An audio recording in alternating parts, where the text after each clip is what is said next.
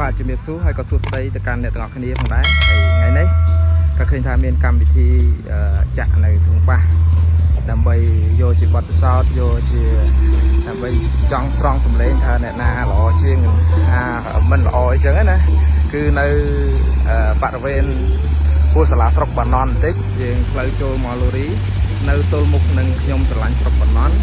ឃើញថាមានប៉ះជាច្រើនហើយដូចជាតាមខ្ញុំរាប់ទៅប្រហែលខ្ទង់ជាង10ឈុតបាទ16 17ឈុតហើយមានមកពីឆ្ងាយជាច្រើននេះដូចអ្នកទាំងអស់គ្នាបានឃើញចឹងគឺយើងមានបាសច្រើនគួរសមដែរអញ្ចឹងអ្នកដែលចង់មានបំណងចង់មកទស្សនាក៏ស្រូតមកទស្សនាទៅហើយបច្ចុប្បន្នកំពុងតែចាប់ផ្ដើមបដាហើយព្រោះពេលរ៉ាទ័រមួយចំនួនក៏កំពុងតែសរេសរងហើយបន្តិចទៀតនឹងមានការចាប់ចាក់ជា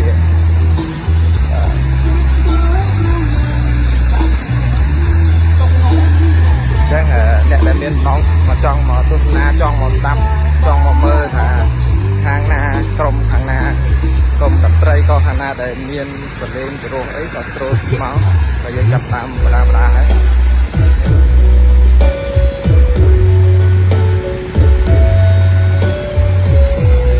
ខ្ញុំបញ្ជាក់ទីតាំងម្ដងទៀតគឺនៅ